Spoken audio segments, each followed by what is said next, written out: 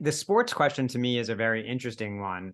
So you look at, we were talking about cricket just before the panel started, and the cricket question in India in particular is an interesting one. So Disney tried to make cricket work on streaming, dramatically didn't, because they basically overpriced the market. They just didn't understand how paid versus free works in the market there. And then so Geo wound up with the streaming rights, and now they're just blowing up. They're getting like 30, 40 million concurrent streams on mobile predominantly there. It's interesting. So in Europe and MENA and the territories you cover, a lot of times the sports are on public service media.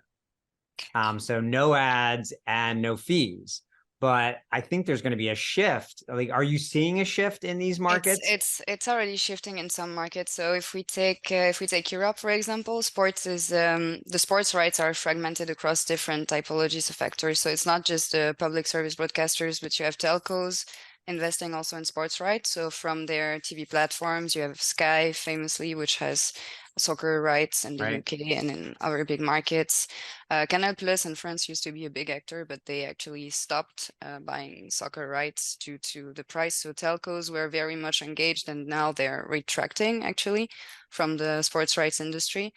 You also have pure player on the OTT market. So Amazon Prime also invested in soccer rights in France.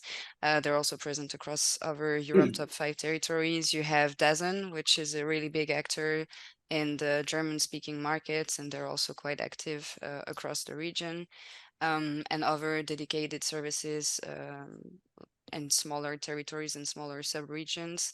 In MENA, you have beIN, which is one of the 2 biggest TV platform in the region, and they also launched a service during the World Cup, right before the Soccer World Cup, named Todd, which gained a lot of traction also because they had the sports rights for the whole competition.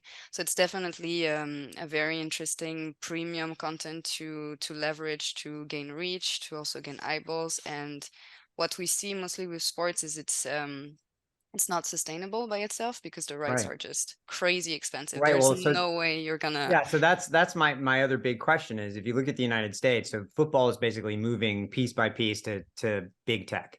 NFL Sunday Ticket on YouTube, Thursday Night Football on Amazon. You know, even Peacock is going to have an exclusive playoff game in first quarter next year. But the big techs are, you know, Apple's supposedly going to pay billions of dollars for Formula One here. Is there a possibility that the skies, I mean, ProSieben just announced terrible results again. So are the commercial entities like the telcos, well, I guess the telcos have other resources to invest because they're not just a programming entity, but will the pure pay television players be able to compete for the rights costs for these sports against the Amazons and the Apples and the Googles, you know, and the stuff? On the short term, likely no, and that's why we've seen telcos going out of the market. We see also that broadcasters are not necessarily able to follow the hike in prices, but the sports rights are very special in the way that they're quite disconnected from the real value of content. The way that you can monetize and make money out of sports content is completely disconnected to the price of rights.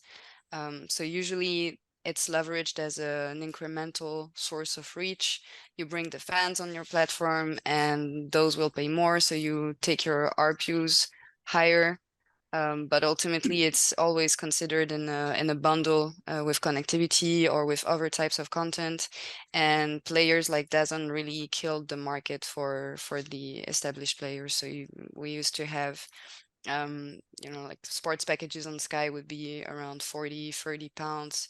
Now you have DAZN, you can just take a monthly Yeah, but subscription for 15 pounds. is DAZN profitable? No. Okay, yeah. Like Yeah. again, like I That's just the don't thing. Like understand how they stay in business, to be blunt. Just because they're they're spending all this money for sports rights, I can't imagine they're profitable. Someone's going to buy that's them a at some point, right? that's the big question of like not if but rather when. When, right? Yeah. Exactly.